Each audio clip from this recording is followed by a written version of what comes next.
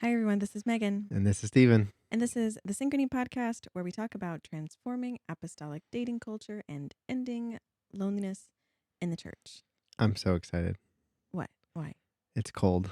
It is cold. We have Yes. our windows open, and yes, I am in a sweater in my house because we have our air off, and Yeah. it's 40 degrees in our house. It's not It's not 40 40 degrees degrees, in our but house. It's probably it's 40 50. degrees outside. It's probably like 65 in the house. It's like 55 degrees outside. Steven is from South Florida, and every time there is a bit of chill in the air or the water, he's immediately like, I belong to the frigid north. I love it so much. I like your I posted something a long time ago, the last time you wore a plaid shirt, about how intellectual lumberjack is my male aesthetic of choice. Okay. And I feel like you're serving that today, babe. You're welcome. Grateful for that. It is chilly outside. It is. It is the eve of our oldest daughter, or our only daughter, our oldest child's 5th birthday. I know. Our little baby's grown up. I know. And her sass is also growing up too. So, Lily, if you listen to this one day, happy birthday. Happy birthday. Mommy and Daddy love you. You are spunky and amazing, and you will rule the world one day. And please don't shoot your brother in the face with the suction cup bow and arrow that someone gave you for your birthday. That's right. Thanks. I want to tell a story about something that a conversation I had today. But before we do, what are we drinking, babe? Cafe 117. Cafe 117, our favorite apostolic-owned coffee company. They sell really fantastic single origin and blended coffees that you can buy from their website, and they'll ship it right to you. They'll roast it to order, and you can get it on subscription. And if you look at the description, you can get a discount, and we love them for that. So go check it out, get you some cozy coffee, and if it's chilly where you are, enjoy a great hot cup of coffee that does some good. A big portion of the proceeds from Cafe 117 go to a variety of apostolic aid organizations. So Just cracked open a new bag tonight. yeah, we did. It was delightful. Mm-hmm. Our mail carrier actually handed me the package because he happened to be. I was outside when he was dropping things off, and he saw me do my little like happy dance when we got the package, and we had a conversation about coffee. So I don't know. Maybe we'll win him to the Lord, and Because of coffee. It all starts with coffee. Yeah. So it's great. Thanks, Yep. Cafe 117. We love you. Thank guys. you. Okay, on to my story. So I had a phone call today from a Synchrony Community Member. So someone who has had a consultation with us. They've been in what we call the pipeline for a long time, which means that I'm actively looking for someone to match them with. Yep. And she rang me up and just wanted to talk. She was sort of concerned about, she hadn't heard much in the way of matches lately. She was seeing us do a lot of advertising pushes, getting the pins out, talking to a lot of people. And her question to me was, if you have people on a wait list, why are you advertising to get more people? Right? And I wanted to quickly explain that just in case the same thought has crossed other people's minds. Yep. The pipeline is not a wait list. So when you get on a wait list, it's like if you're trying to sign a kid up for preschool, right? You sign up your kid and they're number 15 out of 25, and number 1 through 14 has to get enrolled or drop out of the list before your kid could have a chance to go to the school. That's a wait list. That's not how the pipeline works, right? Yep. Sorry. Are you Yeah, I was trying to hold it back the whole time. Our dog, the sound of claws against wood floors just thundered through the house, which can only mean that our cat, Is getting chased by her dog. yeah, they'll probably be fine. She hasn't caught her yet. So the pipeline is not a wait list. We don't match people based on seniority necessarily. Obviously, I love when I can find a match for someone who's been waiting for a long time. Yeah. It's my favorite thing, because ideally we would love to be matching people in a relatively short time. But the reality is we have to wait until there's someone who's a good fit for them. Yeah. I won't put someone in a conversation with a person that they are not going to be a good fit for, that they don't have a legitimate potential to build relationship with. Yeah.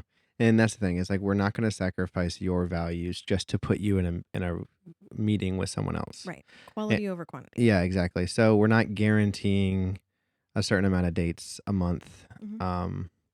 But we're just trying to get the best quality for you possible. Right. And people who are in the community, they're paying a subscription fee. So I understand that it's important to them that their time in the community is valuable to them. we're trying to do a lot of great stuff in our community to make sure that they are getting a lot of value while they wait. So if you are a subscribed community member, but you don't go to the community very often, you can now access it right from our website. That's right. Actually, we put a link right on the website. So go to synchronyproject.com and you can get to it right from there. But we want you to be participating in that because that's really how we're going to build value for everyone while we're waiting. And yeah, we get excited every time we find a match for someone. So just because you've been waiting for a while doesn't mean a perfect person couldn't come through the door tomorrow. Hey everyone, post Sunday night church Megan dropping in because we totally forgot to announce the winner of our comment contest thingy on our last YouTube video. So if you weren't here last time, what we did for the last few videos was we asked people to go like and comment, and then we would randomly select a commenter and give them a $25 Amazon gift card as a thank you for helping us with our YouTube engagement. So this is the last week that we're going to do this for a while, but we wanted to shout out those helpful commenters. Thank you to the folks that commented on our last video.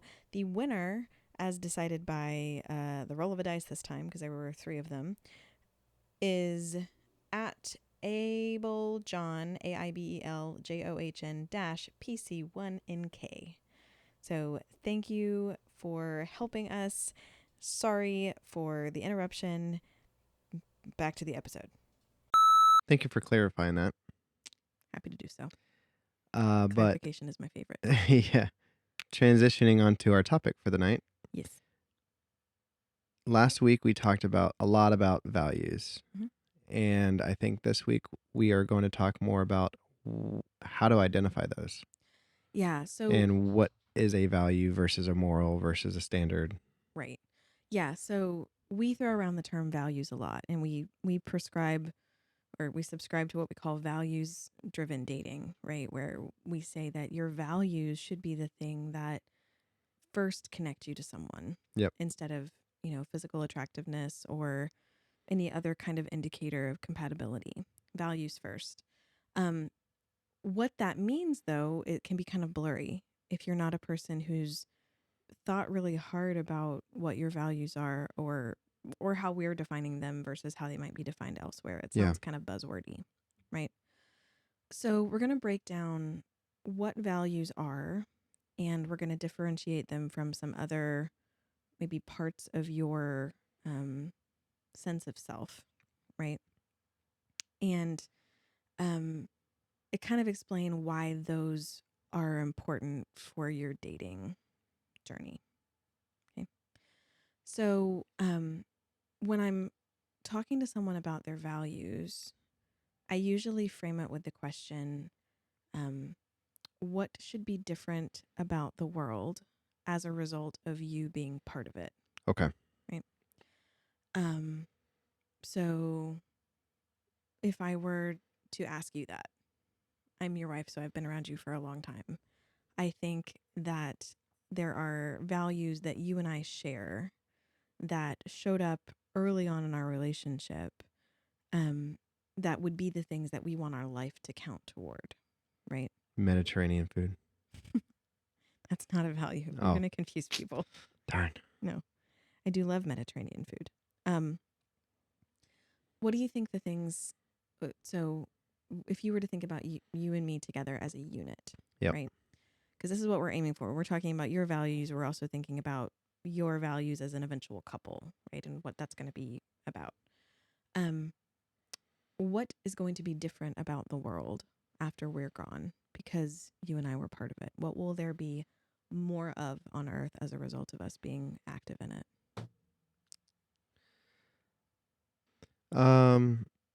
I would probably say compassion or not casting judgment. Yeah. Investing into people,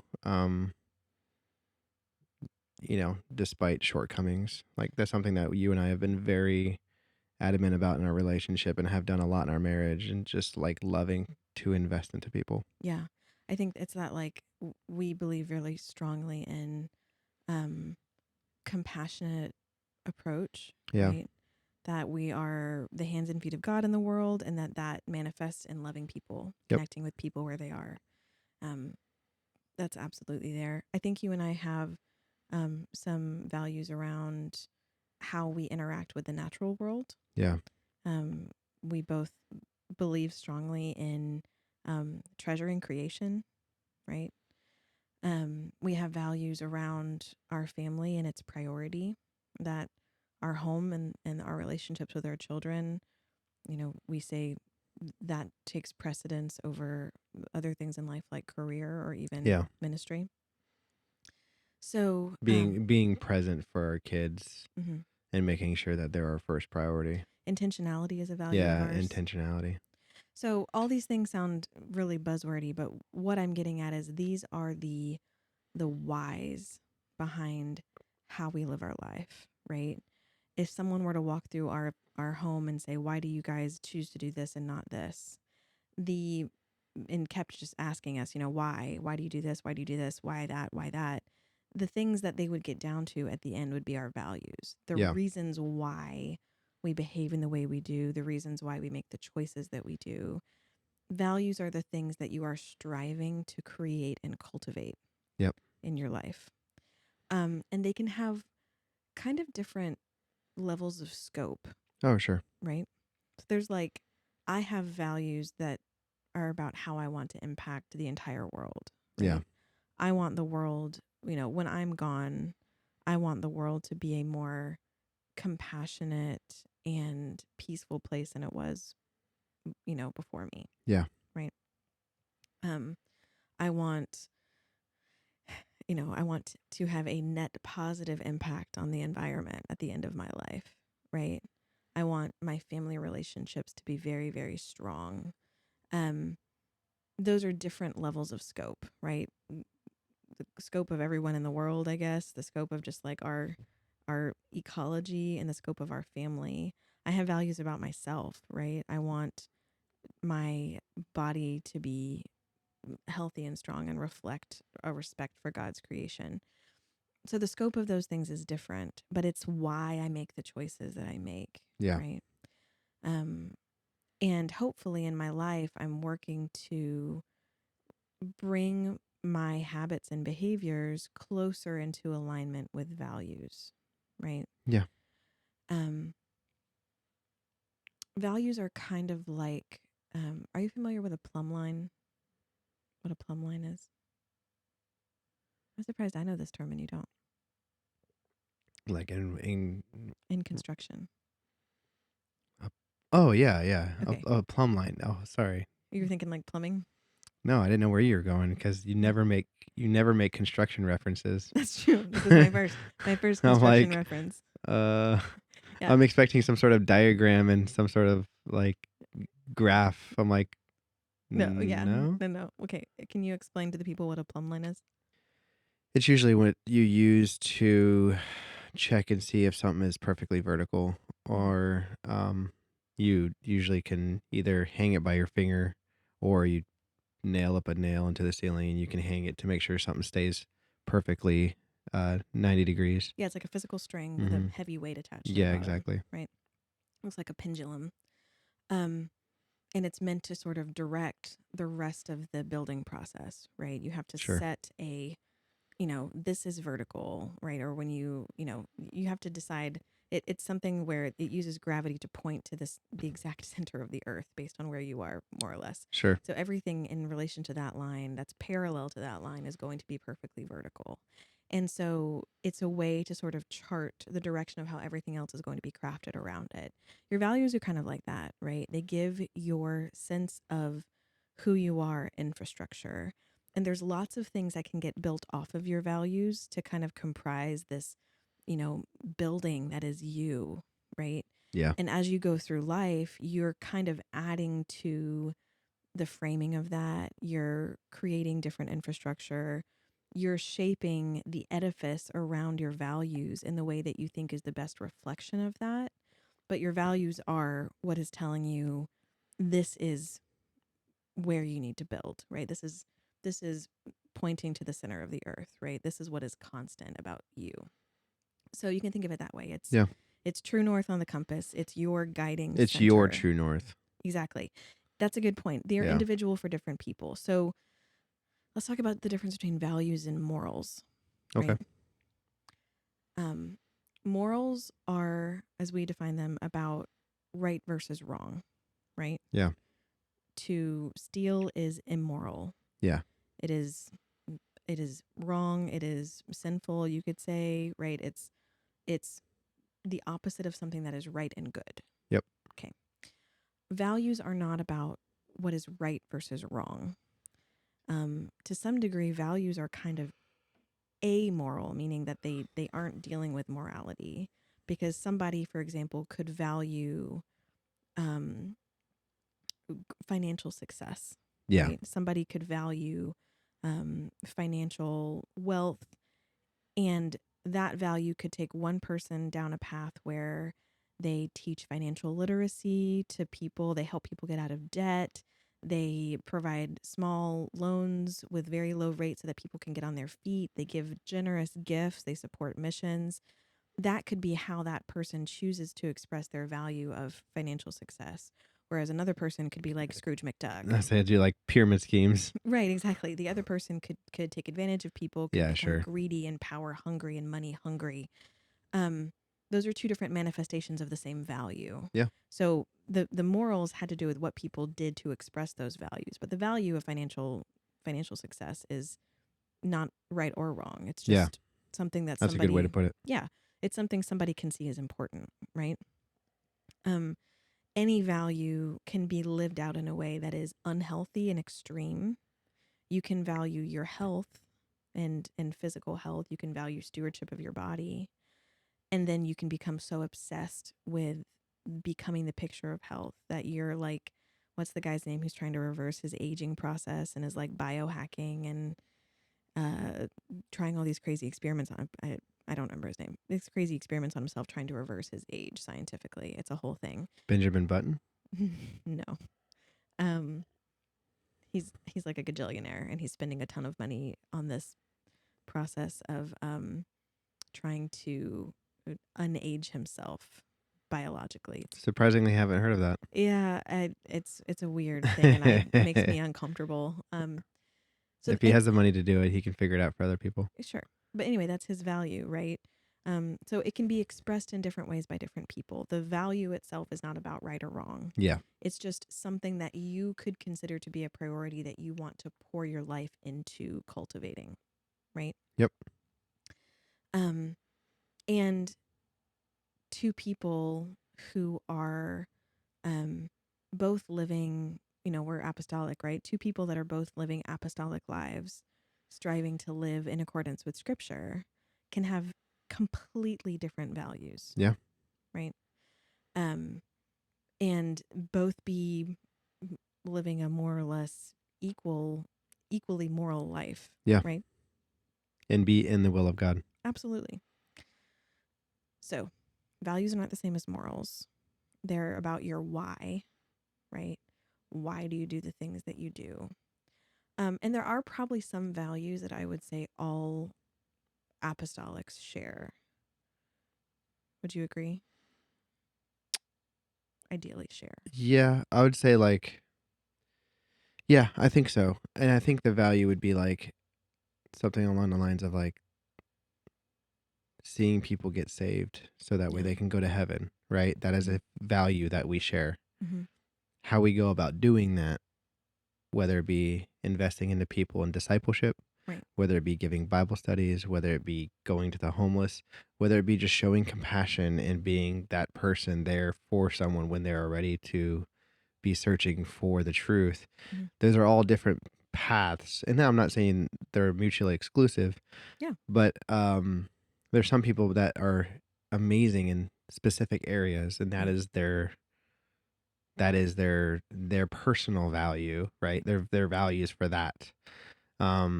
However, the goal is to see people get saved. Right. I mean, Scripture says some will sow, some water. Right. Yeah, exactly. There's different people sort of serving that purpose at different times, expressing that value in different ways. Yeah. But ideally, if we all agree with Scripture, one of our values is to bring humanity as close to God as possible. Yeah. Right. Some people are better at watering. Some people are better at harvesting. Mm-hmm. So if you've never if you've never thought about your values before, because a lot of people haven't done this, like, no, like, you know, I'm one of those people, like, I was a teenager. You could find me like sitting in a corner staring off into space, like contemplating the void a little bit. So, like, I'm not saying that everyone's as weird as I am and like Yeah. enjoys staring off into the void doing this, right? Sure.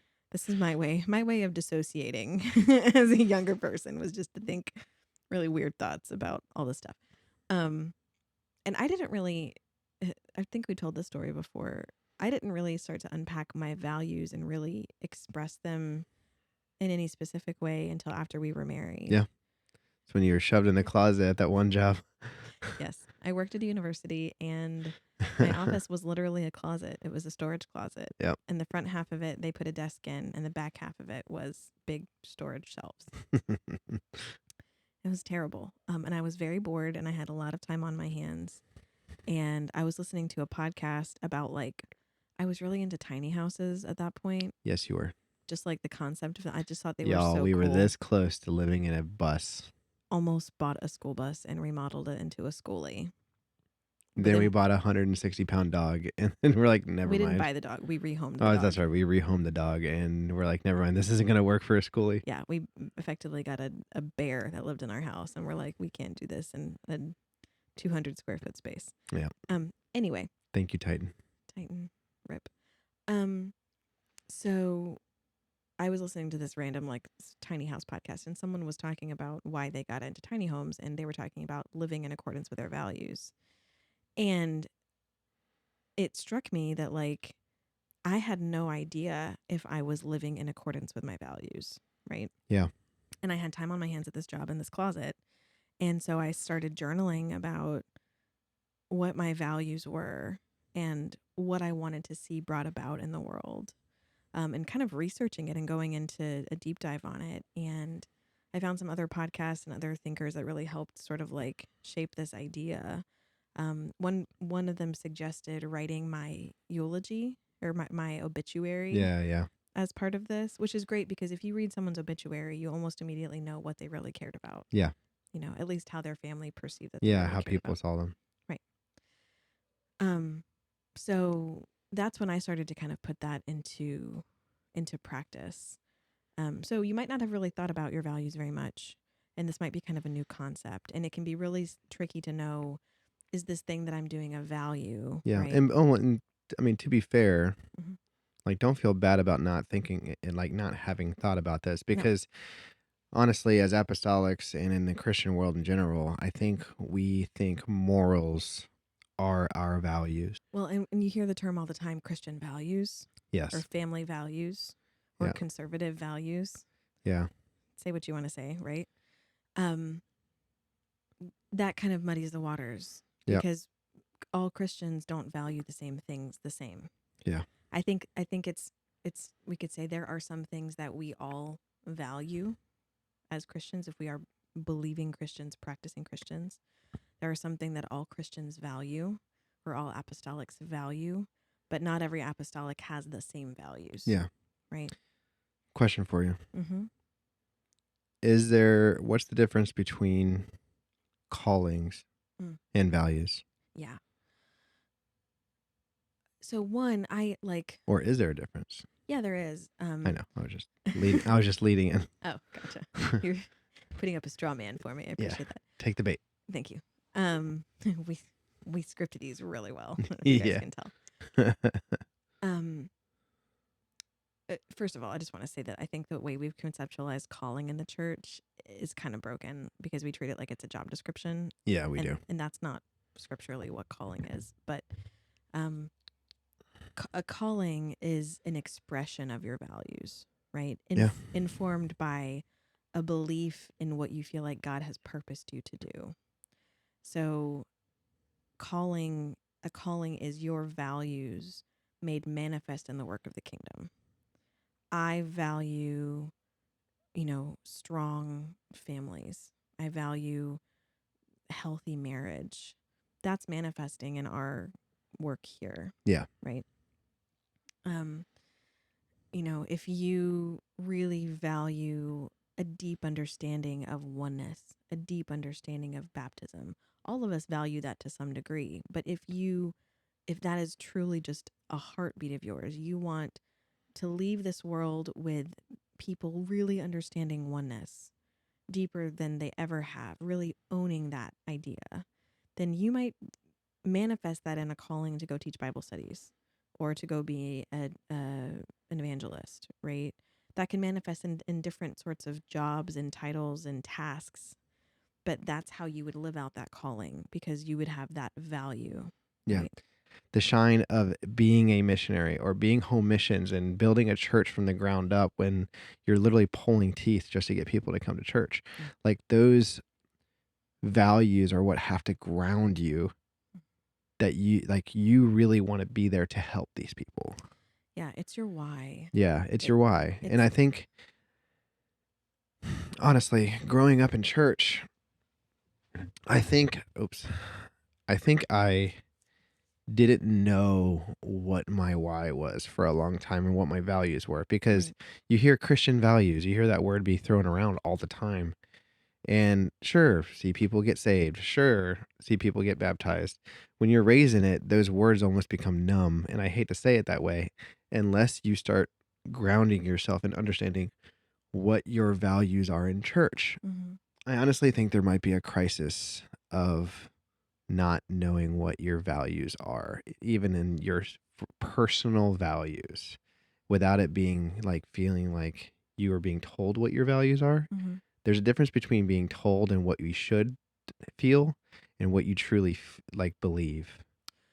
Yeah, I think that it's easy to get desensitized Yeah. to your why because, like you said, we're handed, um, and for good reason, we're handed messages that are meant to inspire us to take action, Yeah. and sometimes those track exactly along with what our heartbeat is and what Yeah. we truly value as people. And I do think that calling is something that we sort of mysteriously say that God just like packages up and sends along with you when you're born, right? Like, here's your calling. Hope you find it one day, right? Yeah. Like, it's like an Easter egg hunt. You're destined for it. And I don't think that's actually how it works. I think the Lord allows us to go through unique experiences that impassion us about something, Yeah. and He, in his incredible capacity to take clay and mold it into beautiful vessels, takes those challenging or heartbreaking or difficult or inspiring experiences and shapes them into tools for His kingdom. And so I have the values that I have because of who I was brought up to be, what I was taught was important, what I came to know was important from my own experiences. All of that in combination with the way that I was taught to prioritize, right? How I was taught to understand the world. All of that manifests in why I am the way that I am, why I do the things that I do. And God has taken those and made them into equipment, right? He's Yeah. taken those raw materials and forged them into a tool. Yeah. Can I challenge you on something though? Yeah. I think everything you just said was correct. Okay. All of those experiences turned you and slowly molded you into the person that you are today. Sure. But it took you sitting in a closet at work and being intentional and figuring out what your values were. Yeah. Because I don't think this is something that you just stumble upon. I think this is something you have to interrogate in yourself. Yeah. I mean, I think in some ways this is part of working out your own salvation, right? Every Christian has at some point fallen in an altar and said, God, why am I here? Yeah. Right. And to some degree, this is your answer in the sense that God is going to, I believe, give us the ability to interrogate and understand the desires that He's cultivated in us, right? The Yeah. heartbeat that we have, our individual why, and allow us to express those in ways that serve His kingdom, right? I could and I'm sorry if y'all keep on hearing slamming. Our dog is got the zoomies tonight. yeah. Um, I don't want to get too bogged down in this because I think we could spend a long time talking about like how to find your calling, and that's not what this is about, right? No. But your values at the end of the day are going to be the thing that you can point back to. It's both your impact and it's your legacy and it's the unique work that you're able to do and how you prioritize those things and make them more important than other things. Yeah. Morals are about what's right versus wrong, right? Yeah. Calling is about the tasks. What tasks have you been equipped to do? Values are about why. Yeah. They're why you do those things, why you know, serve those things in different ways. Okay. One last thing on this topic. Uh-huh. I think this will be valuable for people. We, as a couple, figured out what our why was. Mm-hmm. And that was we really want to invest into people and show intentionality, compassion, help people have rest. Mm-hmm. We have a whole dream, if you want to call it that. We want to be able to be a place of no judgment and rest, right? Mm-hmm. For people to be able to come to us and just let their guard down. And that is something that's been very important to us. Yeah. However, I think when we first figured that out, and that's something that we were both very passionate about, we had a vision of what that looked like. Mm-hmm. I say not a literal vision, more of like a metaphorical vision. Yeah. And I think we thought that this is like the structure of how we were going to enact that Mm-hmm. vision. But over the years, we were placed in very particular positions to be able to invest into people Yeah. and live out those values, but not in the way that we had originally envisioned. Right. And so even though our values as a couple was guiding us, Mm-hmm. it didn't look like what we were expecting. And I think we're still going in that direction, and we're still that's something that's very important to us. But over the years, it's changed on how it looked and what Right. we were doing. But overall, it's been the steady of what we want to, like, where we're heading. Right. So I don't want people to hear this and say, oh, I have to have a singular purpose with this value. I think it's just like you were saying, it's like a compass. Yeah. So I think another thing that's important to call out is that values are not the same as behaviors, right? Yes. So, you know, your value isn't beekeeping, No. right? Yeah. You like beekeeping. Sure. You love beekeeping. I'd even say you're passionate about beekeeping, right? Yeah. Your value at the root of all that, right, has to do with your appreciation for creation. Yeah. And how you value the care for the creation of God, right? Yeah. And the beauty of that. You want to cultivate the value that you want to leave behind is a deeper understanding of God's hand in creation. Yep. At the very root of it, right? Beekeeping is the behavior that's manifested in. Sure. So you could manifest that value in lots of different behaviors, Yeah. right? So when I put up a story on Instagram asking people to like basically give me the values that they think were important for them to seek out in a partner, and people were like, communicating clearly, right? Having great, like doing great conflict resolution. I love those things. We want people to be able to do those things. Great tools to have in your toolkit. Very, very important in a relationship. Those aren't the values, though. Those are the behaviors Yeah. that result from deeper values, right? The values behind that might be I want to have great communication skills because I want to create a sense of peace and safety in my home. I want to have great communication skills because I value deep intimacy with my partner where we can both be completely vulnerable with each other. I want to cultivate great communication because I value my children growing up in a home that models, excellent marriage and Yeah. parenting, right? Or all of the above. The values are deeper than the behaviors.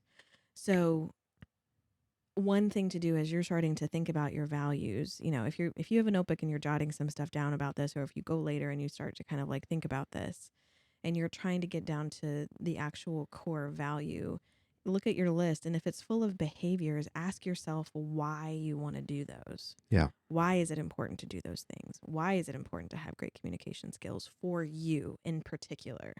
Right. Not why is it generally morally good to communicate well. Yeah. Why is it important to you to have this value? So I'm going to let's do a little case study. Okay. Um, I'm going to I'm going to ask you to do this with me. Um, talk about a behavior that you know is very important to me, something that I try to do frequently or often that I think is important to me. And then we'll get down to the root value of it. A behavior that you do Mm-hmm. that is important to you. Yeah, an important behavior that I try to do a lot. Reflection. Reflection. Okay. Why do you think that's important to me? I think you want to be a very intentional person. Mm-hmm. You want to be, you don't want to do anything absent-mindedly. Why? We'll do it one more layer, maybe two more layers. Why do I not want to do things absent-mindedly? Well, fear of making a mistake. Yeah. Why? I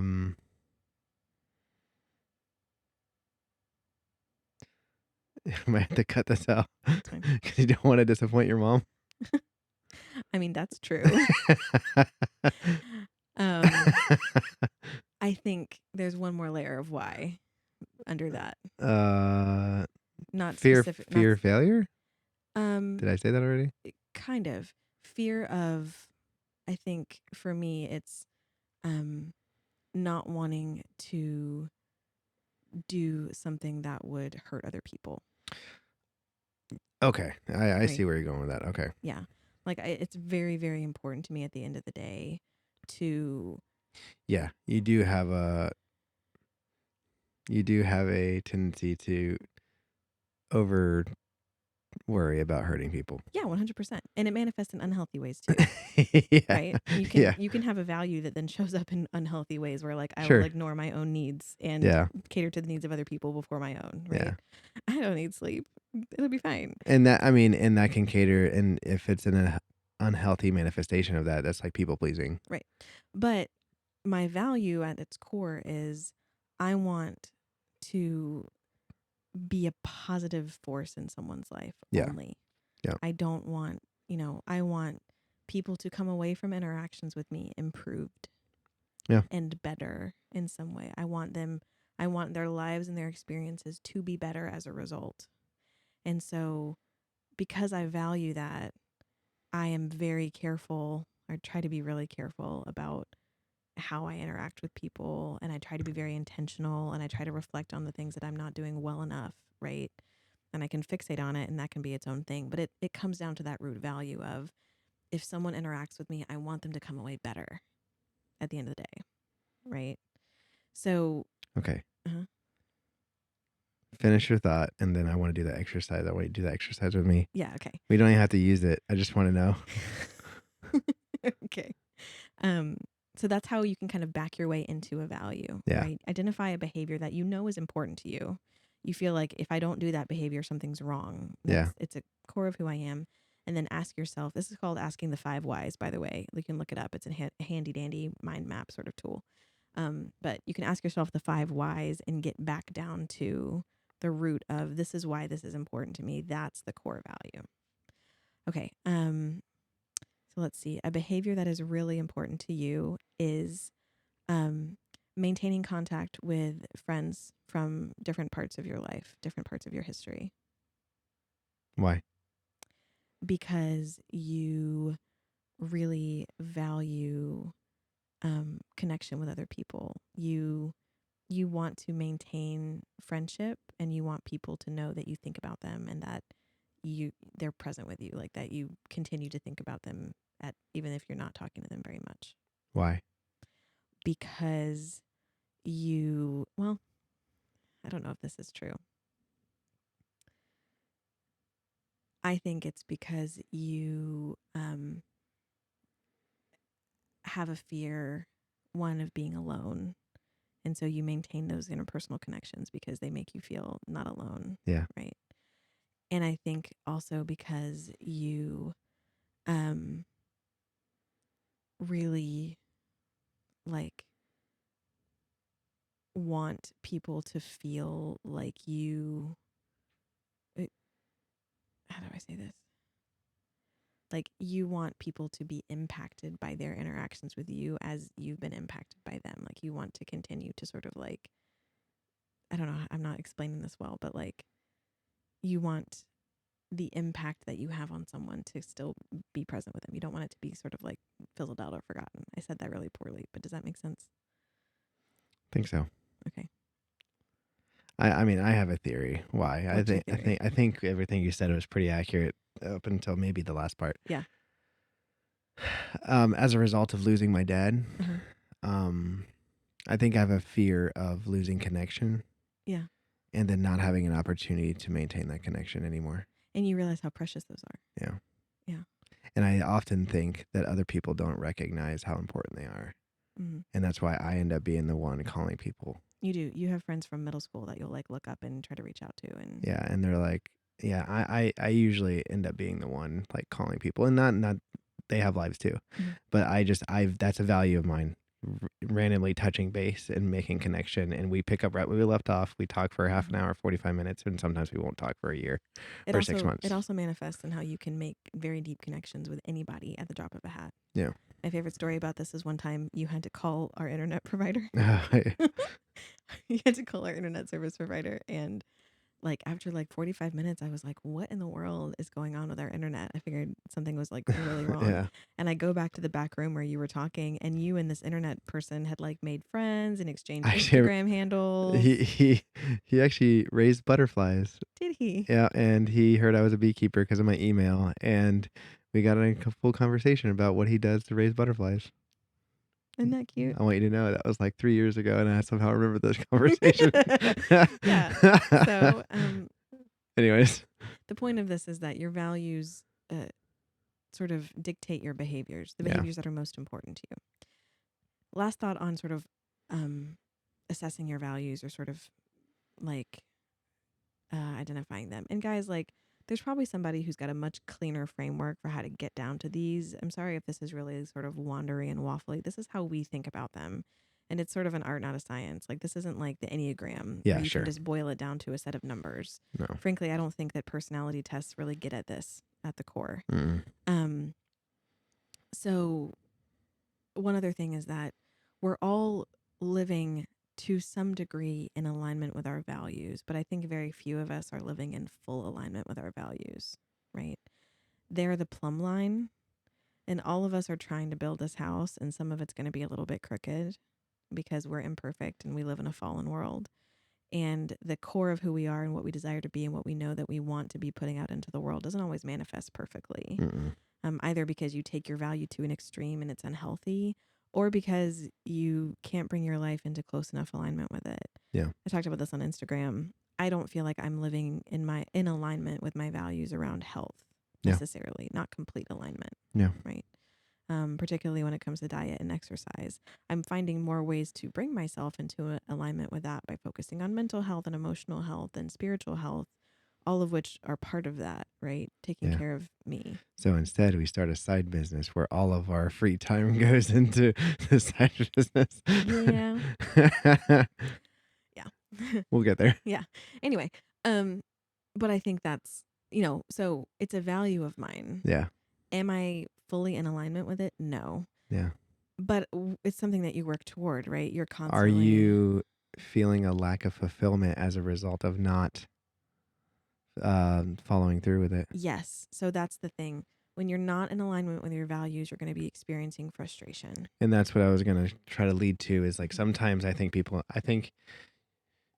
y'all need to challenge why you're doing what you're doing.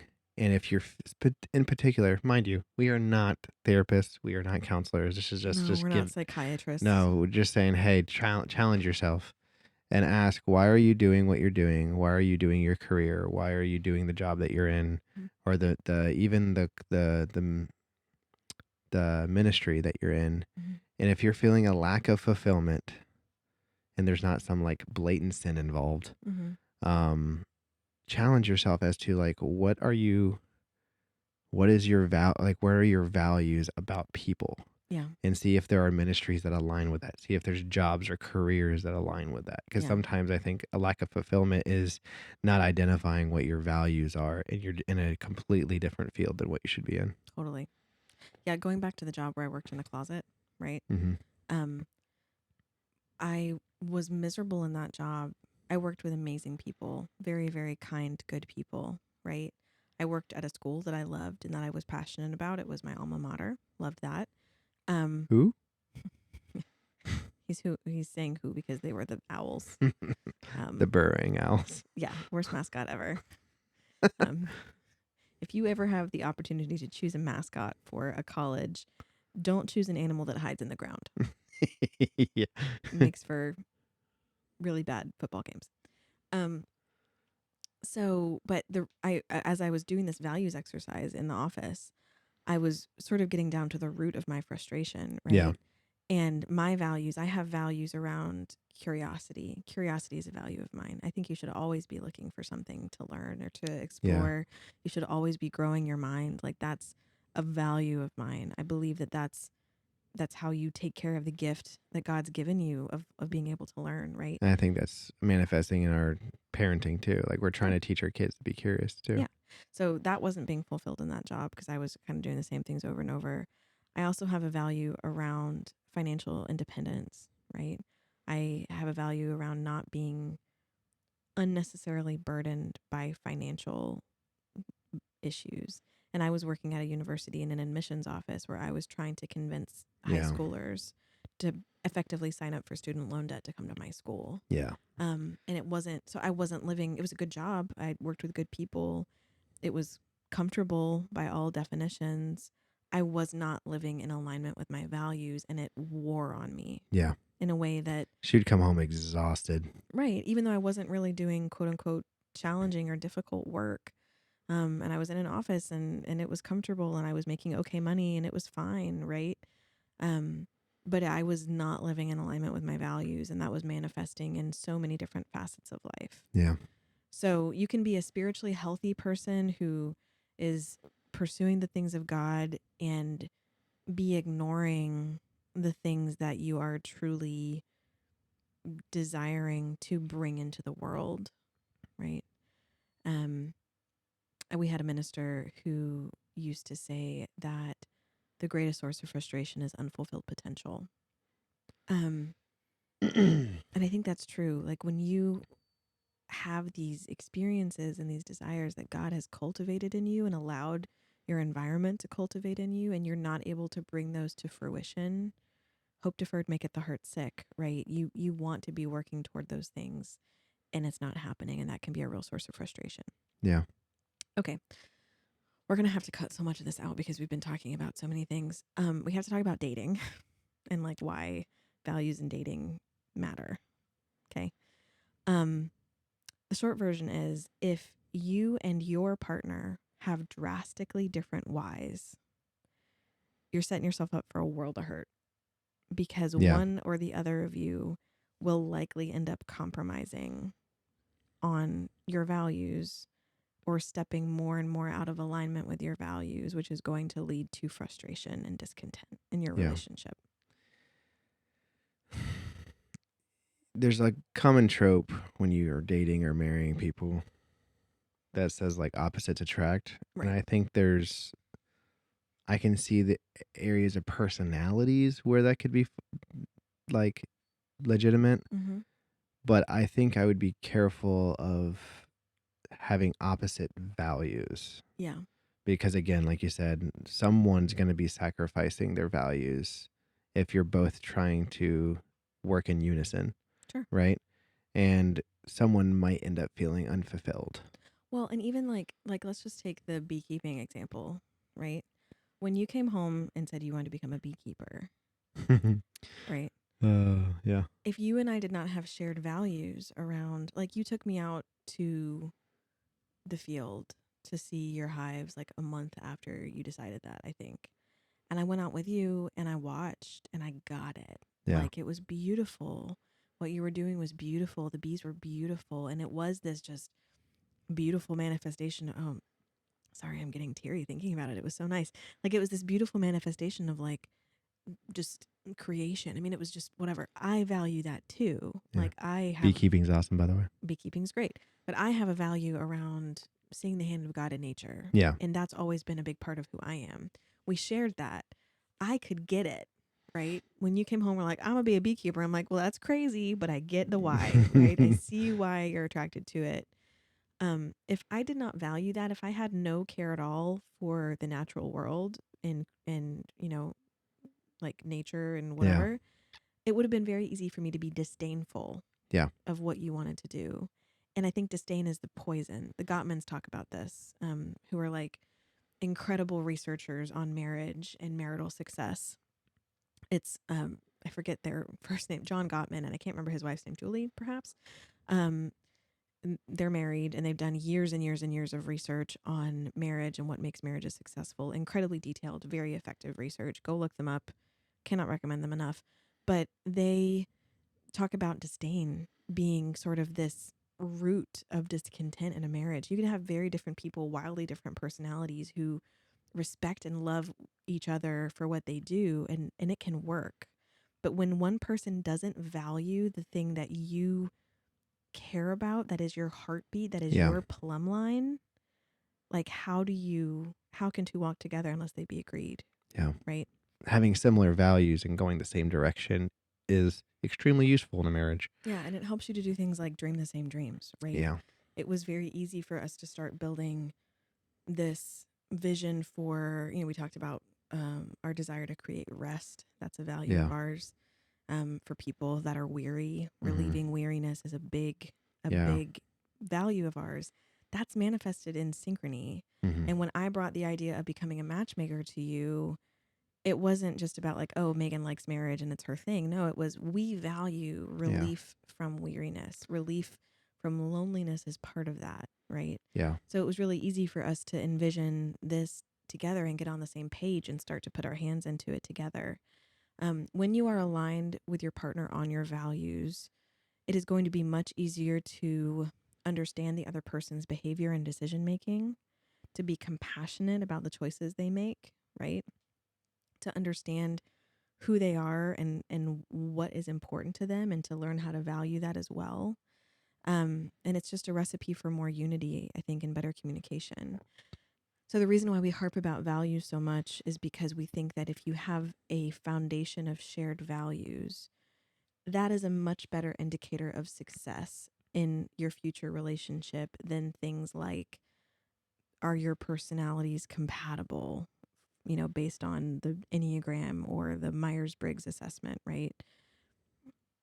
That's not as big of a deal as, do you care deeply about the same things? Yeah.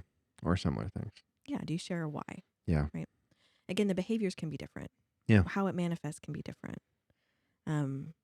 My parents, I've thought about this a lot. They have a shared value around social justice. Mhm.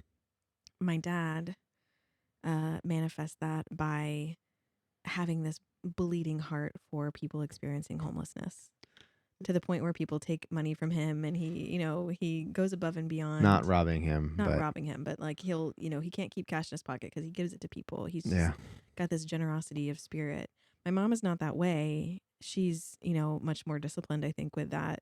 But she shares the same passion. For her, it manifested in a desire for free and fair education. Yeah. And she's got a doctorate, and she's pursued that and works really hard to give young children a a good foot in the door to the rest of their lives. So Yeah. they've manifested that same value in different ways. But at the core, their why is the same, and they respect and appreciate what the other person does in service of that value, right? Even though my mom will get like Matt, like, you can't pick up every homeless person on the side of the road and drive them around to the grocery store. Like, she'll get frustrated about it. My dad will be like, well, your mom's at school late, like, again, right? But they appreciate it. And Yeah. I think it's a cool I'm smiling picture of because that. there's a lot of funny stories behind it, but Yeah. we'll share that for another day. Okay, we have not talked. We're not going to have time to talk about this tonight. Yeah, we're already over an hour. Oh, gosh. Okay, so coming soon, we will do a little bit of a cleaner attempt at helping you identify your own values and the values of someone you're potentially dating. how do you ask the questions that get at their values in a dating scenario? Some of this is what we do during things like consultations, Yeah. right? We sort of start to unpack that at a very high level when we meet with people. So we'll try to break that down for you so that you, when you're out in the wild dating people, can start to understand what they care about. But hopefully you're coming away from this conversation with a deeper understanding of how to find your values. And you might have to go and sit in a coffee shop somewhere, or sit in a tree stand, or sit in a church and really think hard about some of this for a while. Or maybe someone who you're really, really close with. Mhm. Sit down and do the exercise that me and Megan just did earlier Yeah. and say, like, hey, explain a behavior that I do Mhm. on a regular basis that you think is very important to me. Right. And then go back and ask why, until you can kind of get to the core and do it a couple times. Figure out different behaviors, figure out different things that you do that are really important to you. Yeah. I want to wrap this up because our dog Yeah. is making gotta go potty noises at the Yep. door. Announcements. Synchrony pins. Yeah, there's one right there if you want to show it. If you have not already registered to receive your Synchpin, you can get that at the link in the description. If you are a subscribed member of the community, you've had a consultation, you're part of the Synchrony community, there is a link to a survey inside the community forum where you can register for free and we'll ship you one. Yep. So we just put out our first batch. Hopefully those are going to get into your hands. Over 60 or 70 of them. Yeah, you should have them before this podcast airs, probably. Hopefully. It was a 5-day shipping, so maybe. Yeah, maybe. We'll see. And so go ahead and do that. The only other thing, let's talk about that event we talked about last time. NYC? Yeah. Yeah. So our next event where we will be able to hand you a Synchpin in person will be ALJC's National Youth Conference happening in Nashville over Thanksgiving week. That's coming up. Yeah, I'm really excited about It's it. less than a month away. Gotta start planning. Yeah. So we're gonna be there. We're planning to have a booth there. We're hoping to be able to do some. Less than a month. Anyways. We're hoping to be able to do some ad hoc interviews for the podcast. Yep. So keep an eye out for more information about that. If you are attending ALJC NYC, we'd love to talk to you and hang out with you. Absolutely. That'd be fun. Well, thank you, y'all. Hey, babe. I love you. I love you too. I really like you in that jacket. Thanks. I think you bought it for me. I think Nana bought it for you. Nana bought it for me. Thank you, Nana. Thank you, Nana. Since you're all cozied up, you get to walk the dog. Sounds good. All right. Have a great night, guys. See ya. Bye. Bye.